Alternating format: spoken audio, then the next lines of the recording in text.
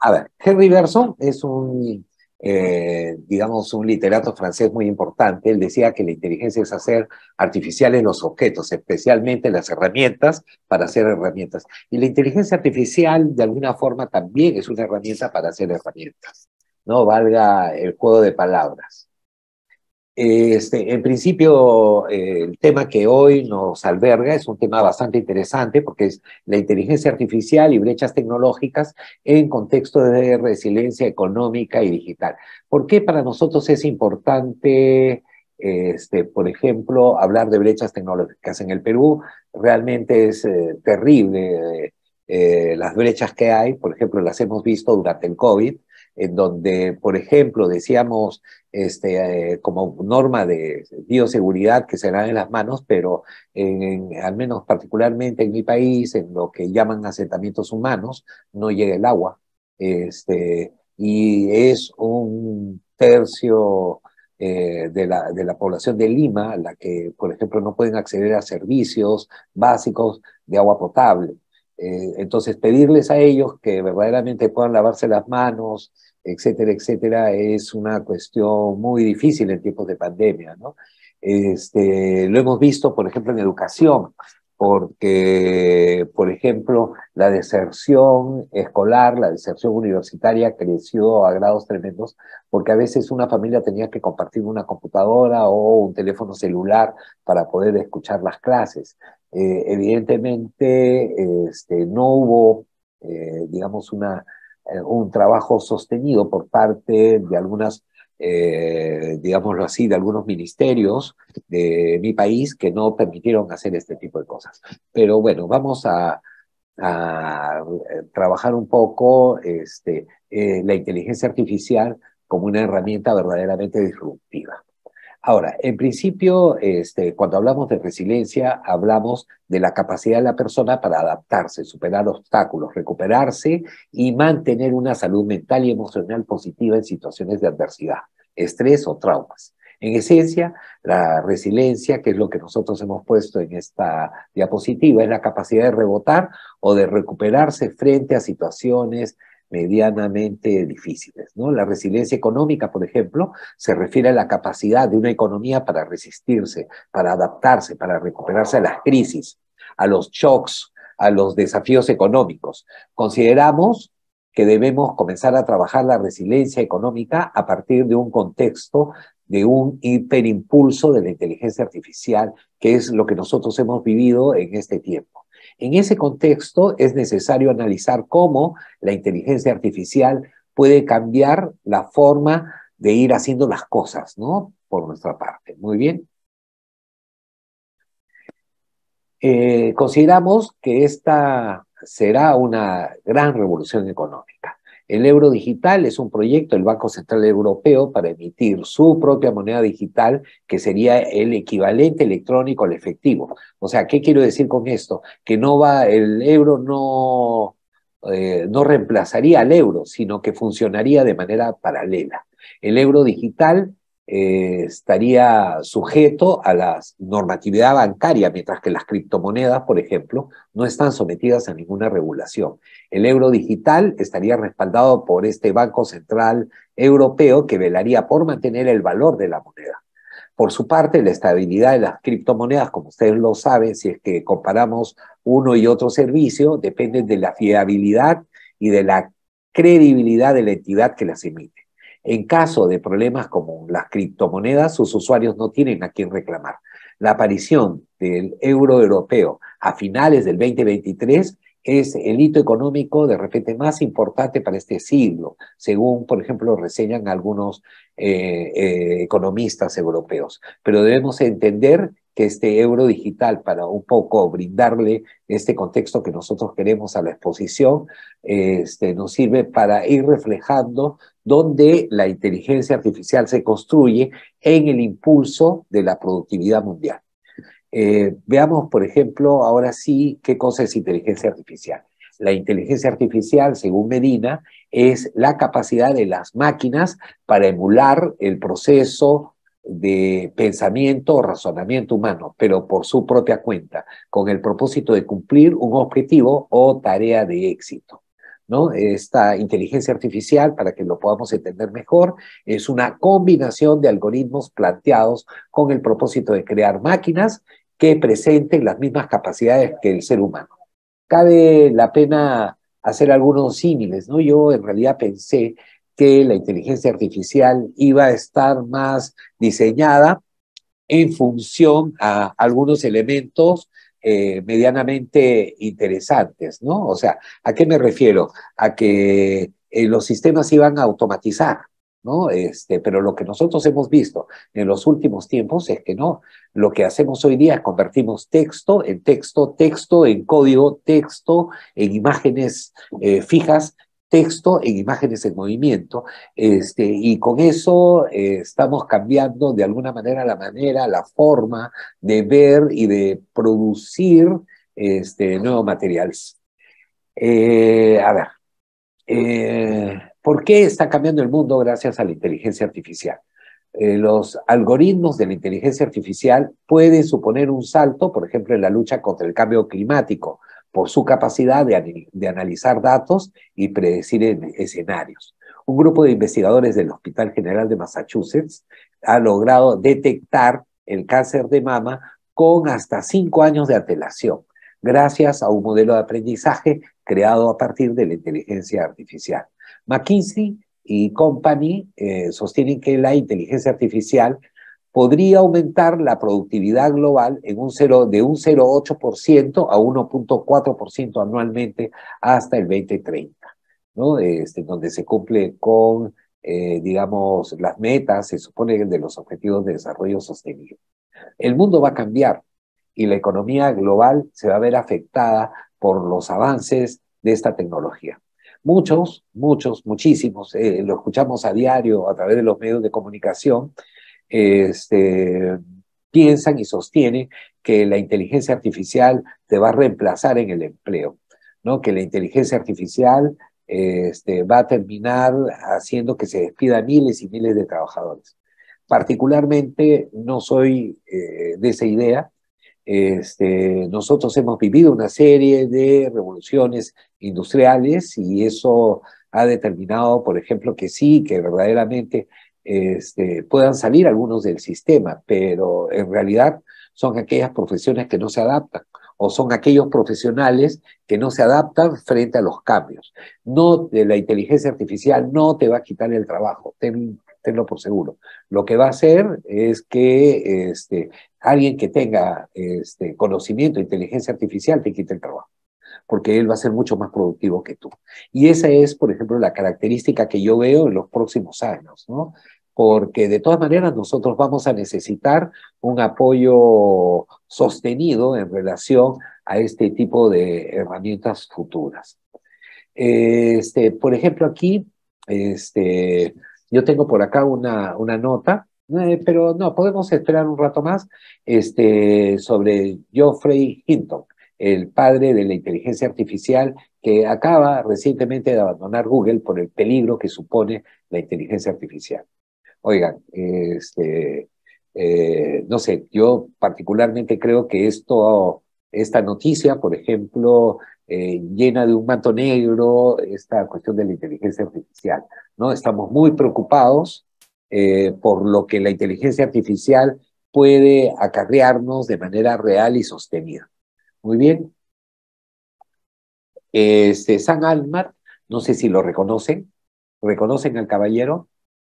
Él es nada menos que el CEO de OpenAI, ¿no? Él refiere que tiene una mochila y esta mochila tiene un botón, tiene una computadora con un botón que sirve para desactivar automáticamente OpenAI si hay una situación de esa naturaleza.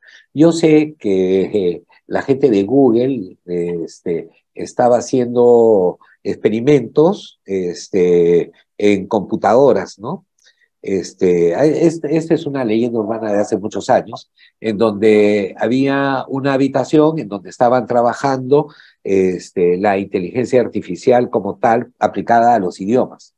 Y las computadoras comenzaron a crear un idioma que no era entendido por los humanos.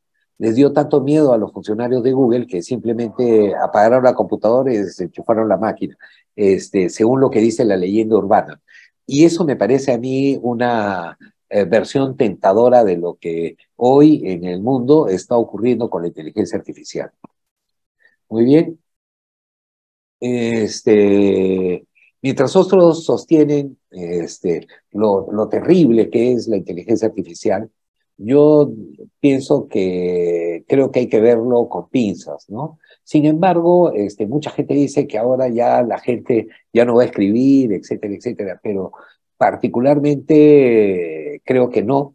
Creo que, por ejemplo, Chomsky, que es un intelectual que todos conocemos, sostiene que el ChatGPT es el plagio de alta tecnología. Sí, es verdad. Muchos sostenemos que esto significa que nosotros vamos a obtener, de acuerdo a los prompts, ¿qué es un prompt? El prompt es un comando que ustedes ponen en una caja de texto en donde lo que hacen es señalar una instrucción, una orden, que debe ser cumplida por la computadora. Cabe la pena recalcar que ya en el español ya estamos encontrando un nuevo verbo, ¿no? Propiar, vamos a propiar tal o cual cosa. Y eso no deja de llamarnos verdaderamente la atención, ¿no? El ChatGPT es, por si acaso, no es el alentador primero del plagio. Para comenzar, el Turnitin existía desde hace mucho tiempo precisamente por estas cuestiones de plagio, por ejemplo, en las investigaciones y en las tesis. En mi país creo que todos los presidentes han sido acusados, la gran mayoría de ellos al menos, de plagiarios en sus tesis, ¿no? Y el Turnitin los delata. Eran otros tiempos en el sentido de que de repente por allí los niveles de similitud podrían estar variando de alguna forma, ¿no? Además, hay una serie de disquisiciones que son necesarias de ir tomando en cuenta en relación a los niveles de similitud que tú puedes tener con respecto de tu investigación a otras investigaciones. Pero allí también está. Por ejemplo, eh, yo pienso que, por ejemplo, las ecuaciones de búsqueda, cuando tú quieres hacer una tesis, hoy en día las puedes ir trabajando a través del ChatGPT. Pones en el prompt, en la caja de texto, pones el prompt siguiente. Soy un experto metodólogo y quiero encontrar la ecuación de búsqueda de tales y tales variables, y van a ver que van a encontrar una cuestión sumamente interesante. Claro, que para que funcione hay que ponerlo en inglés. Yo les decía, no podemos tener el resultado de lo que salga, por ejemplo, en el ChatGPT o en cualquier otra red social, como el material que nosotros vamos a trabajar directamente. No, señores. Creo que, por ejemplo, al menos en la universidad en donde yo trabajo, ya estamos usando el método de Luis Codina con respecto a que la inteligencia artificial genera un texto, pero ese texto tiene que ser verificado porque, escúchenme, la inteligencia artificial es, ¿cómo se puede decir? Es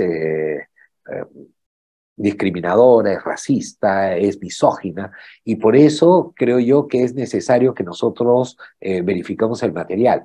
La inteligencia artificial está hecha a imagen y semejanza de los seres humanos y coge el material que está en la nube como cierto, y muchos de ellos son fakes. Entonces, ¿qué sucede? Si de verdad queremos tener un conocimiento limpio, yo les pediría que verifiquemos la información que está botando el Internet o el ChatGPT, fundamentemos esta propuesta, hagamos una ampliación de nuestra búsqueda y finalmente profundicemos en los contenidos de nuestro trabajo. ¿Y qué es lo que vamos a obtener?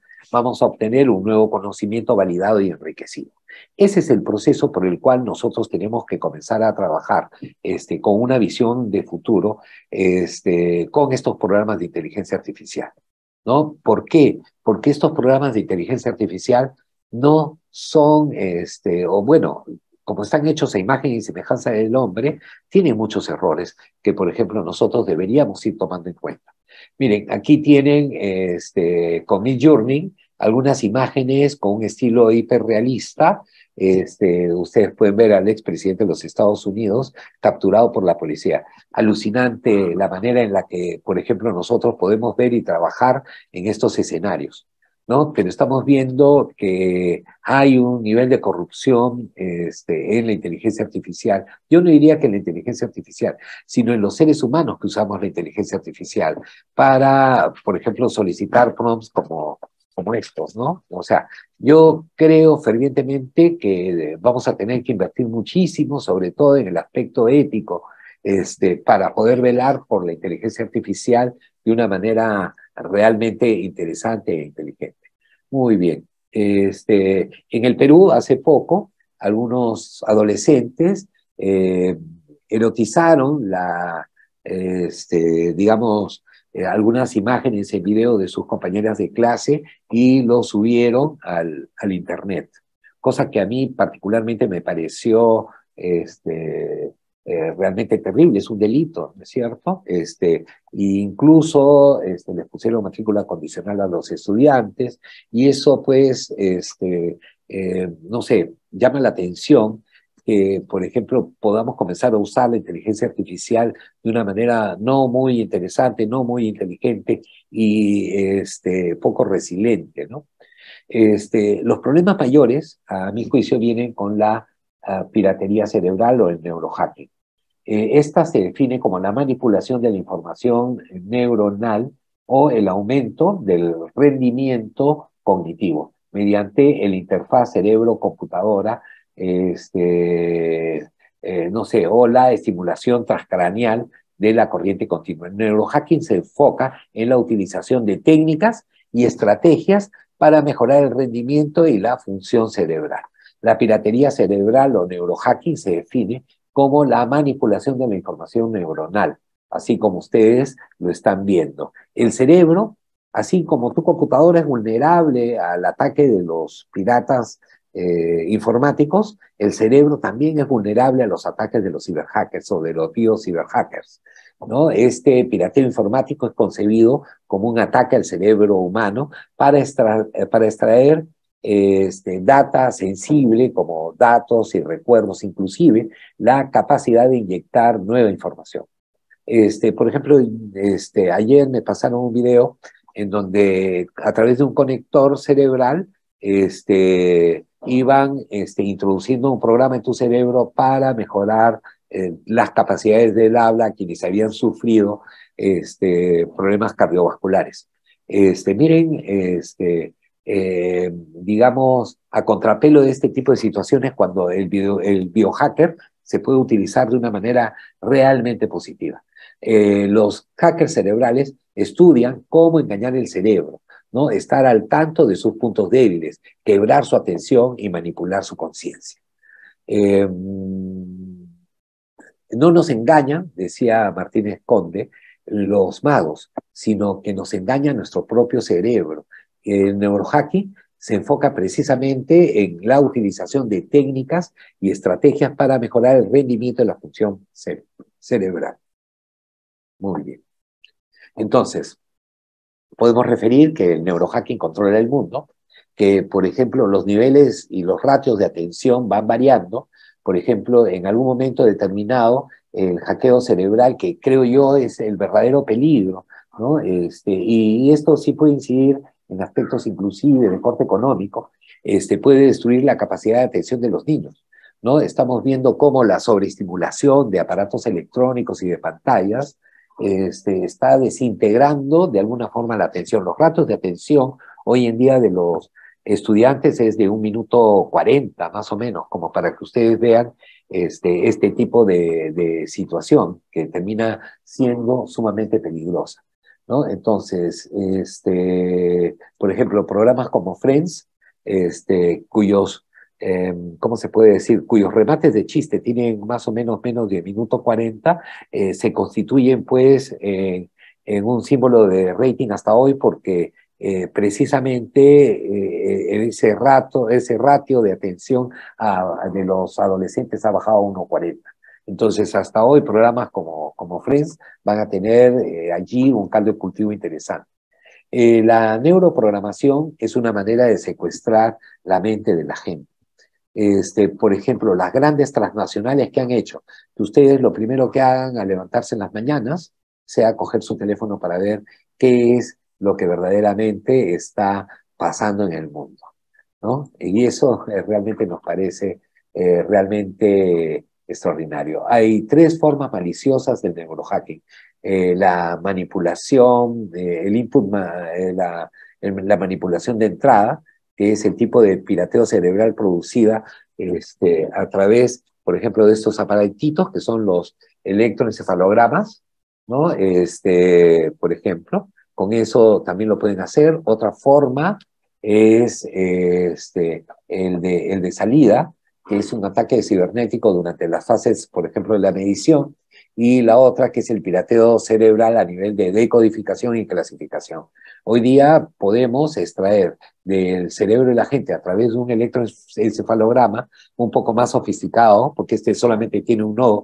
Por lo general, los profesionales tienen 64 nodos y que te permiten, por ejemplo, conocer qué es lo que está pensando. O sea, ya convierten las ondas cerebrales en pensamiento, en palabras, en texto. O sea, aquí es donde, por ejemplo, estamos viendo una serie de cosas medianamente interesantes. Miren, desde aquí, ahora sí, no sé si voy a dejar de compartir un segundo para volver a compartir, pero compartir desde una pestaña, creo mejor. A ver, para compartir sonido. Ah, sí, acá hay. Ya, sí, sí, tengo para compartir sonido, así que tranquilamente podemos comenzar a verlo. ¿Ya estamos? Sí, ya estoy. Ahí, miren,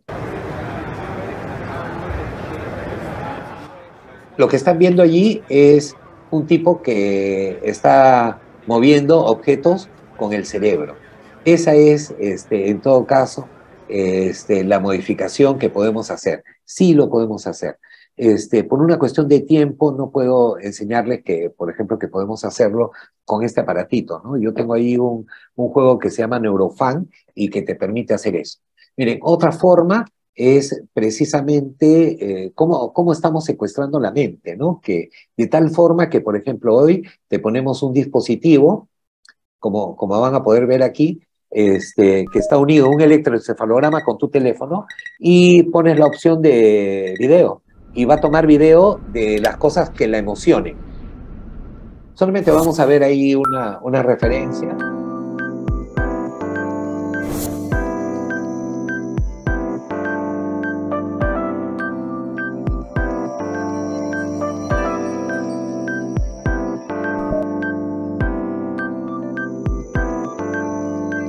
A ver, la señorita se estimula o estimula sus reacciones a partir de ver un perro, por ejemplo, o un chico guapo, y automáticamente su corazón se acelera y en ese momento se produce la toma de la fotografía, ¿no? O sea, particularmente esta neurocámara, Neurocam se llama, hace que eso pase. Miren, hay muchas formas de hackear el cerebro, que es lo que va a venir después con la inteligencia artificial, y una de ellas es lo que nosotros vamos a ver, ¿no? Por ejemplo, este tipo está con unos lentes de realidad virtual. El compañero lo toca y mire.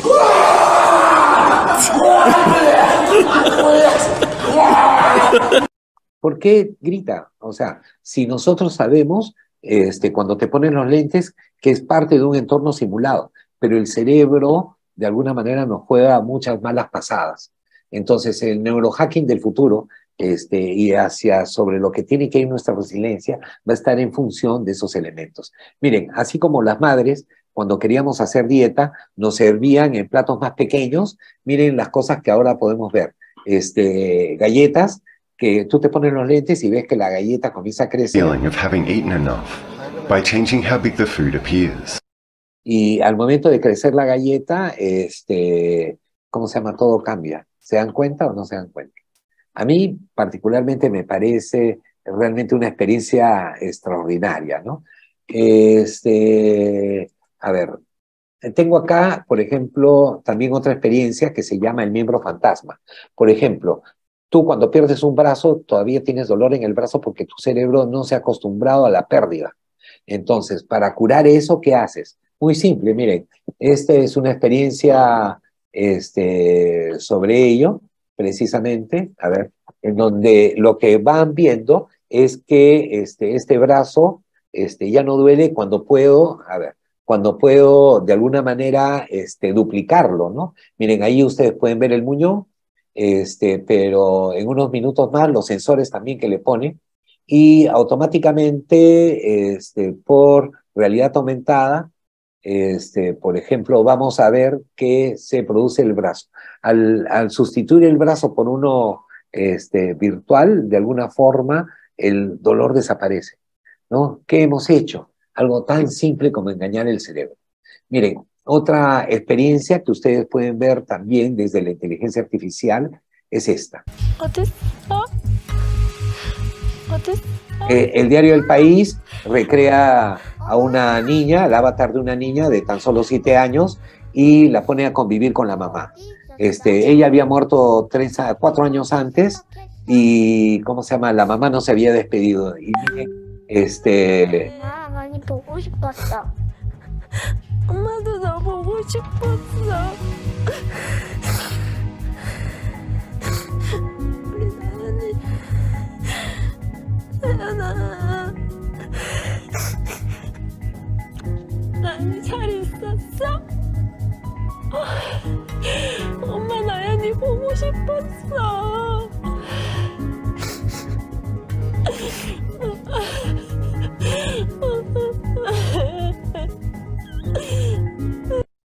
mi primera reflexión es, esa señora sabe que no es su hija, pero ¿por qué llora?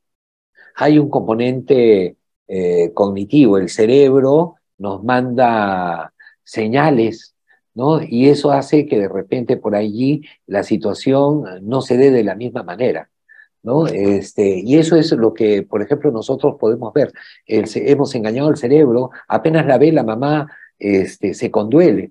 Y aunque les parezca mentira, sabiendo que no es, que no es su hija, ¿no? Y sabiendo que la mamá sabe que ella no es su hija, igual nos enternece, ¿verdad? Es que nuestro cerebro tiene un gran componente, ¿cómo lo podríamos decir? Cognitivo, ¿no? Que hay que tomar en cuenta, es un gran componente sentimental. A ver, quiero ahora sí compartir un poco mi diapo, espérense un segundo. Sí, lo voy a poder hacer ahorita, pero, a ver, sí. Ah, ya, lo que tengo que hacer es mover esto y ya está. Muy bien. Ya hemos visto todo esto. Por ejemplo, este es un caballero que tiene la tapa del cerebro destapada, ¿no? Y allí hay un problema bastante serio porque sufrió un ataque cardiovascular, pero cuando le ponemos los lentes, abandona su fragilidad, su poco accionar de movimiento y se olvida, porque simple y llanamente está viviendo la realidad de la realidad virtual. Acabo de estar, les comento, viendo esta cuestión de los Oculus Meta, y en la versión 3 y están espectaculares. Yo tengo un miedo a la acrofobia, les cuento, pero, ¿cómo se llama? Por miedo al ridículo no me tiré al suelo, pero se ve como una cuestión real. Miren, nosotros, mi empresa desarrolló Teo Studio, una aplicación en donde manteníamos contacto con las arañas, por ejemplo, o con bichos que son motivo de nuestra fobia en un entorno simulado, en un entorno protegido para quien sufre este tipo de revés con el propósito de que vaya cambiando en torno a la intensidad de lo que vemos. Muy bien, seguimos. Por ejemplo, miren, este peruano, Luis Rodríguez, está haciendo algunos trabajos en relación a esto, ¿no? Por ejemplo, le pone a los niños, en el caso de hemofilia o de trasplantes de médula, estos lentes de realidad virtual para que ellos vivan otra realidad y no la que tienen. Ustedes saben que en los consultorios, la manera en la que, la manera desenfrenada en la que se produce el estrés puede ser cultivada de una manera extraordinaria. Hoy, ya, a ver, no sé por qué me estoy repitiendo, pero ya. A ver, seguimos viendo algunos entornos. Ahora, ¿y qué hacer con estas herramientas de inteligencia artificial? ¿Qué proponemos para ser resilientes con respecto a este tipo de tecnología? ¿Verdad? Porque de eso se trata. Por ejemplo, ustedes deben recordar cuando vinieron las calculadoras, cómo, cómo se dio la situación, ¿no? Nosotros no queríamos que estos entornos se produjeran. Muchos colegios prohibieron el uso de las calculadoras. Pero, ¿por qué? Porque iban en contra del cálculo mental. Pero el cálculo mental es muy, ¿cómo se puede decir? Es muy relativo, ¿no? Porque podemos contar, mantener un cálculo mental muy elemental, pero con la calculadora podemos abordar cifras que en todo caso son inimaginables, ¿no? Entonces, ¿qué sucede? Lo que ocurrió allí y lo que está ocurriendo con la inteligencia artificial de alguna manera también nos demuestra cómo podríamos ir nosotros trabajando. Ahí está el nombre del paper, de donde nosotros hemos sacado esta información, porque los padres temían que los estudiantes no aprendan las operaciones básicas y que aprendan apenas a teclear en la calculadora. Pero después de todo, el lápiz y el papel son instrumentos también de cálculo primitivo, que pueden sustituirse con ventaja por otros más evolucionados, como puede ser la calculadora o en este caso la computadora. Hasta un teléfono tiene mucho más. Nunca, decimos por ahí, los seres humanos superaremos la inteligencia artificial en memoria, en estudio, en conceptualización, en test de respuestas múltiples, en ecuaciones y fórmulas. Miren, yo vengo a plantearles un esquema básico, una estrategia básica. Si no puedes con el enemigo, únete a él. Úsalo para tus investigaciones en la universidad, pero no copies y pegues. Que el producto de la inteligencia artificial no sea el primer producto, sino que sea perdón, que no sea el último producto, sino el producto inicial. Ese que nosotros vamos a comenzar a desarrollar, validando, explorando más, investigando más sobre el tema. La inteligencia artificial nos puede dar ideas extraordinarias sobre eso. Miren, nosotros en la Universidad Nacional Mayor de San Marcos hemos pretendido hacer cosas medianamente diferentes y por ahí comenzamos nosotros a trabajar de una forma muy resiliente, creando este año, en febrero de este año, la primera avatar de inteligencia artificial que habla lenguas originarias. Habla ahuajún, habla aymara y sobre todo habla quechua. Ahora, ¿cuál es la particularidad de esta inteligencia artificial? Es muy simple. Esta inteligencia artificial cumple un rol para nosotros importante, porque en el Perú hay 48 lenguas originarias, 48. Y la preservación de estas lenguas originarias está en riesgo. Si nosotros seguimos así, vamos a ver cómo cada vez más se va depredando nuestra identidad cultural. Hay un elemento que, por ejemplo, hay una lengua en el Perú que la habla solamente una sola persona. Hay un solo sobreviviente. Entonces, ¿cómo proteger la inteligencia, el lenguaje o el idioma? Más aún, cuando tú entras al DIT, al Alamu, a MURF y a todos estos sistemas, vas a encontrar en realidad que todos estos sistemas tienen características básicas, ¿no? Son lenguas modernas, hablamos ruso, español, francés, etcétera, pero ninguno habla lenguas originarias. Entonces, ¿qué sucede? Una herramienta que no fue hecha para eso, nosotros de contrabando hemos entrado a través de la transcripción fonética a hacer que se hablen las lenguas originarias, ¿no? Del Perú, sobre todo el quechua. Y estamos creando una nueva plantilla, que es la plantilla fonética que no, porque nosotros cuando escribimos, eso no se refleja tal cual en la pronunciación. Y lo que se está haciendo, y en este caso está haciendo Oscar Guamán en la universidad, que es en todo caso quien se encarga de hacer esta plantilla fonética, está encontrando claves para que nosotros podamos hacer que la inteligencia artificial hable en el lenguaje originario que nosotros queramos. Mira ahí.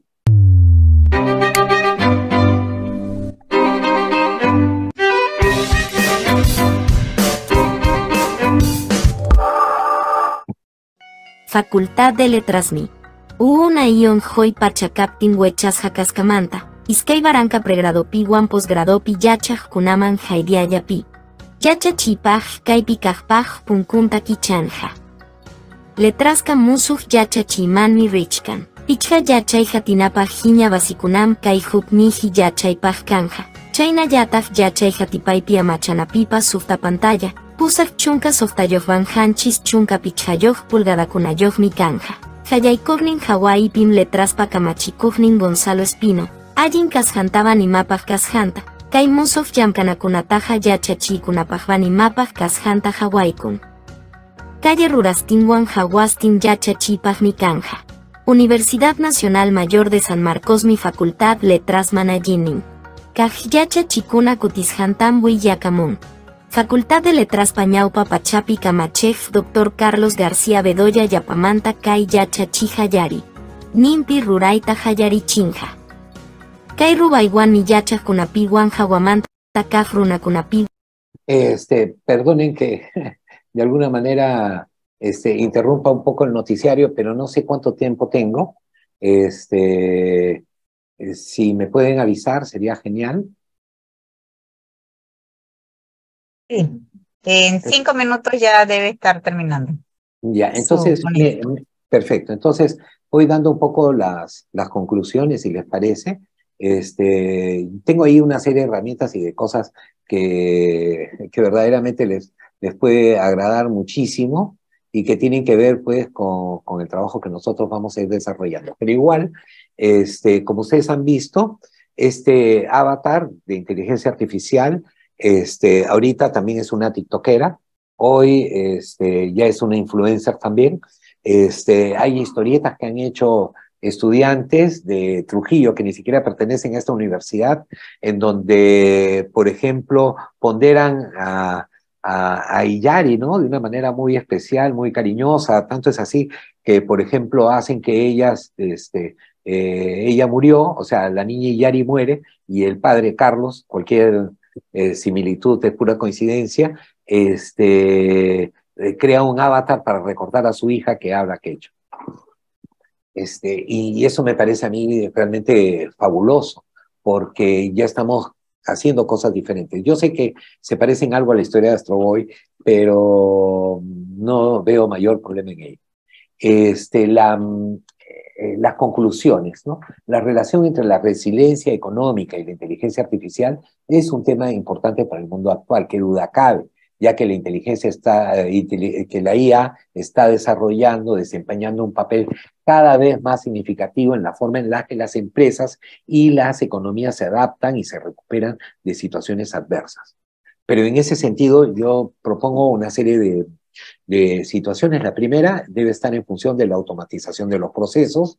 La inteligencia artificial puede automatizar una variedad de procesos comerciales, lo que les permite a las empresas operar de manera eficiente, incluso en tiempos de crisis. La automatización de las tareas rutinarias y repetitivas puede reducir los costos operativos y liberar recursos para invertir en áreas más estratégicas de la empresa. Por ejemplo, en educación, les comento, ¿no? Ya ahora todos los papeleos que nos hacen llegar, que las prácticas de campo, que esto, todo se puede resolver con la inteligencia artificial. Entonces vas a tener más tiempo para enfocarte en el alumno, que es la esencia misma del servicio.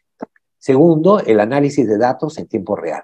La IA es capaz de procesar grandes cantidades de datos en tiempo real y proporcionar información valiosa para la toma de decisiones.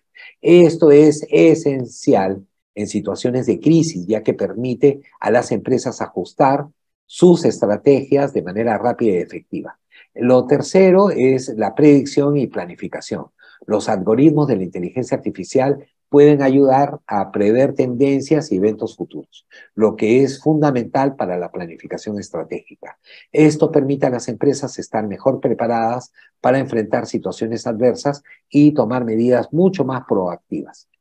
El cuarto punto que me gustaría de repente ponderar en estas conclusiones es la personalización y la adaptación. La IA puede ayudar a las empresas a personalizar sus ofertas y adaptarse a las necesidades cambiantes de los clientes. Pero tengan cuidado, porque también es una herramienta muy difícil. Sin embargo, es especialmente importante en momentos de crisis, cuando las preferencias de los consumidores pueden ir cambiando rápidamente. 5, optimizar la cadena de suministro.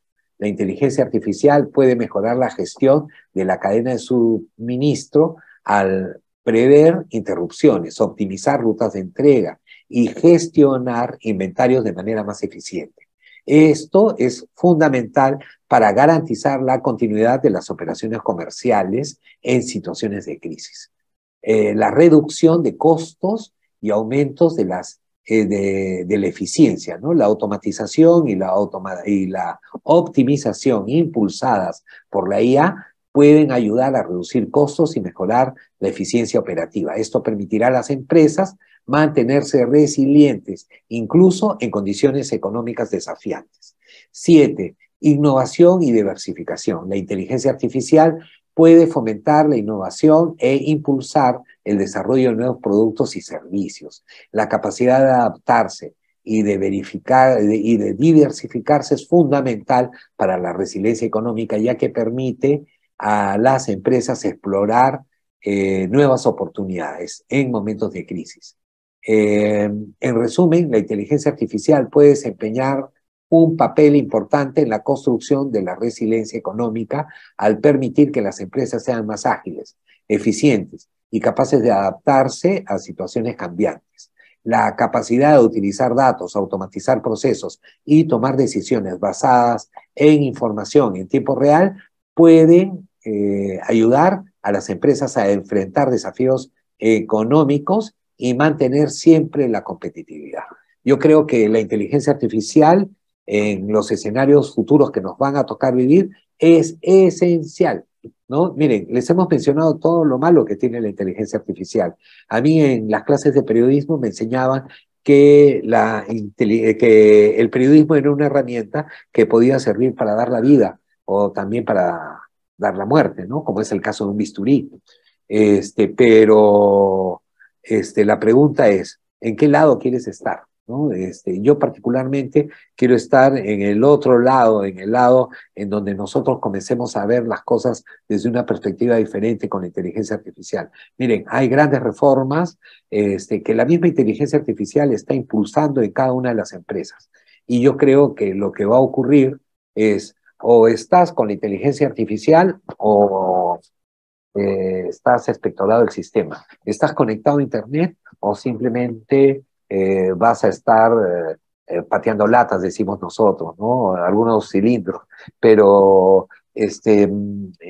ustedes son los que tienen que comenzar a decidir, por ejemplo, cómo la inteligencia artificial puede ayudarnos desde la perspectiva de la economía en el trabajo cotidiano. Miren, de más está decir que hoy lo que llamamos la Big Data se resuelve con inteligencia artificial. Y eso te permite a ti tomar decisiones en el ámbito empresarial. Mientras más volúmenes de información tengas y tengas de tu parte a la inteligencia artificial, vas a saber que vas a poder estar listo para resolver algunos problemas de manera eficiente. A ver, estoy terminando de compartir en espera de las preguntas, en todo caso. Muy interesante, doctor. Muy Muchas interesante. gracias. Disculpe, adelante, licenciada. Muchas gracias, profesor Carlos Fernández, por esta tremenda ponencia que de verdad bastante interesante y de verdad que sé que hay muchas preguntas. Y en este momento vamos a darle el compás a la profesora Olinda Aguirre, quien va a ser la encargada de la selección de preguntas para que usted pues dé respuesta. Perfecto. Y muy interesante cómo se aplica la inteligencia artificial en diferentes áreas. Eso es verdad, tal cual, sí. Olinda. Exacto. Bueno, tenemos aquí la primera pregunta, doctor, dice, ¿la inteligencia artificial ha llegado para quedarse? Como la resiliencia, que es el proceso de adaptarse bien a la adversidad.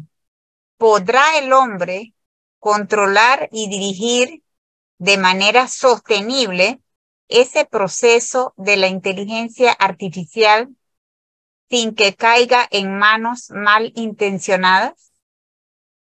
Eso no lo sé. El problema no es la inteligencia artificial, el problema es el ser humano que maneja esa inteligencia artificial. A mí me encantaría, ¿no? Yo creo, por ejemplo, es como usas ChatGPT, pero lo único que haces es copiar y pegar, yo te hago la consulta. Entonces, ¿de qué estamos hablando si estás haciendo ese proceso, ¿no? Ahora, tenemos que cambiar la manera en la que vemos las cosas, ¿no? Yo particularmente creo que es necesario, desde toda perspectiva, hacer cosas que sean particularmente diferentes, ¿no? Por ahí, yo estoy haciendo que mis estudiantes revisen cosas de inteligencia artificial. No puedo pretender que haga lo contrario. Creo que la inteligencia artificial, por ejemplo, si hablamos en educación, tiene muchos roles en realidad, ¿no? Pero algo que a mí me interesa, por ejemplo, que se pueda entender es que tenemos que emplear las 5 C, que no son de Carlos. Es C de curiosidad, C de creatividad, C de pensamiento crítico, C de comunicación y C de colaboración. Eso es lo que nosotros debemos tratar de comenzar a trabajar desde la perspectiva de esta tecnología, ¿no?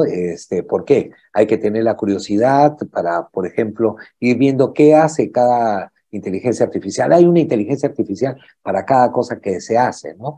Por ejemplo, yo tengo allí algunas inteligencias artificiales, por ejemplo, para traducir cualquier video, yo lo puedo traducir en menos de 2 minutos del idioma que es al español. O si quiero, también hacerlo al inglés, pero en 2 minutos. O sea, no, y es una herramienta sencilla de usar, ¿no? Por ejemplo, tienen ustedes RAGs, por ejemplo, ¿no? Que lo que hace no solamente es clonar tu voz, sino también cambiarle el idioma de manera automática. En la cortesía que ellos dan es 1 minuto gratis. Entonces, en ese minuto tú puedes grabar un mensaje y automáticamente lo puedes pasar a un idioma. Miren, cuánto invierten las empresas en eso, es medianamente interesante, ¿no? Pero recuerden también que según la UNESCO, la inteligencia artificial puede tener roles en el desarrollo, por ejemplo, con los estudiantes, para ser mucho más sostenible, por ejemplo, el caso del aprendizaje, si estamos hablando de educación.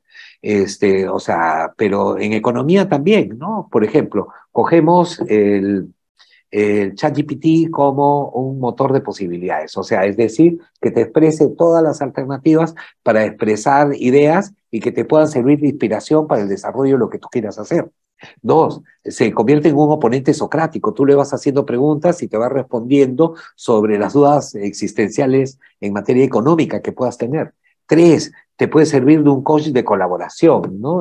Ayuda, en todo caso, a resolver problemas juntos, ¿no? Se puede ser también un codiseñador, un tutor personal, puede ser también una guía complementaria para lo que tú quieras hacer, puede ser también un explorador, o sea, es decir, te puede proporcionar herramientas para que tú puedas ir explorando ideas de manera real, puede ser tu compañero de estudio, ¿no? O sea, y todo eso te lo dice la UNESCO, no es una cuestión que sea nueva, y puede ser también un evaluador dinámico en lo que tú te propongas hacer. No sé si estoy respondiendo la pregunta. No sé si estoy... Sí, ¿Ah? correcto. Nos parece muy interesante. Tenemos que investigar bastante acerca de... Aquí había una pregunta también, que es, Sí, la inteligencia artificial está transformando la forma en que trabajamos y vivimos, dice, viendo el lado bueno de la tecnología. ¿Qué herramientas practicas? A ver, en realidad, desde ChatGPT, Perplexity, Umata, o sea, mis estudiantes en su aula virtual tienen 50 inteligencias artificiales que van desde RAGs, que van, por ejemplo, ¿cuál puede ser? DIT para generar un avatar que pueda, en todo caso, conversar y ver este tipo de cosas. ¿Qué otros más hay? ¿Qué otros más hay?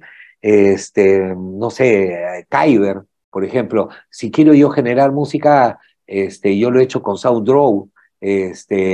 Por ejemplo, Tú en tu prompt vas a poner qué tipo de música. Quiero una música que sea épica. Ah, ya, entonces te va a servir para lo que quieres hacer. Ahora, el prompt es el gran secreto de tu relación con la inteligencia artificial. Si asumes un rol y si haces preguntas con eficiencia, seguramente vas a tener mucho que hacer. Por ejemplo, si yo soy fotógrafo, si yo soy economista, lo que he estudiado me sirve, claro. ¿Y cómo crees que se hacen los prompts? Por ejemplo, si yo soy fotógrafo, para ponerte algo que yo conozco más, seguramente en el prompt yo voy a poner, quiero determinado ángulo, el movimiento de la cámara tiene que ser tal, que la profundidad de campo tiene que ser tanto. Todo eso que yo he aprendido en el mundo analógico, hoy día lo puedo volcar en el mundo digital de una manera interesante e inteligente. Bueno, es exactamente lo mismo que te va a pasar, por ejemplo, con tu conocimiento en diversas lides y en diversas situaciones, ¿no? Excelente. Doctor, voy a hacerle una última pregunta que me están haciendo. Dice, ¿considera usted que la inteligencia artificial requerirá ser regulada para evitar un uso inadecuado y delictivo? Indudablemente, creo que no hay otra forma de hacer las cosas. En el Perú, por ejemplo, mira, nosotros clonamos con Colab de Google la voz de José María Arguedas. Habíamos hecho un spot de Arguedas, pero yo me había quedado recontra picón porque no le habíamos puesto la voz a Arguedas, la de Arguedas. Entonces, ¿qué sucede? Limpiamos un audio, lo subimos y comenzamos a enseñarle a la inteligencia artificial, a entrenarla para que hable como Arguedas. A las finales habló como Arguedas. Pero ese mismo truco también acá en el Perú lo usaron muchos delincuentes después de lo que nosotros hicimos. Y es más, mediáticamente ocuparon mucho más planas que nosotros. Entonces, ¿qué sucede? Yo creo que hay que tener, en este caso, la tranquilidad para evitar ese tipo de circunstancias o de situaciones, ¿no? Y nuestros estados tienen que regular la inteligencia artificial, porque miren, la desaparición de la privacidad no puede ser posible, y no lo podemos permitir tampoco, ¿no? Por ejemplo, como uno de los puntos, digámoslo así, esenciales en esta lucha contra las malas maniobras que muchos puedan hacer de la inteligencia artificial. Pero no se trata, y no es que haya venido a defender la inteligencia artificial a capa y a espada, no se trata de la inteligencia artificial, se trata de que nosotros, como seres humanos, no pensamos de manera empática e inteligente, ¿no? Ese es el problema. ¿Qué podría seguir a la inteligencia artificial? Me dice Arnold, lo que yo le puedo decir es que recién esto está empezando. La inteligencia artificial tampoco es tan pro, comete muchos errores. Los profesores, la otra vez, analizando, por ejemplo, los profesores podemos distinguir cuando la inteligencia artificial escribe por ti. Muy fácil, no tienes errores ortográficos. Eso es imposible.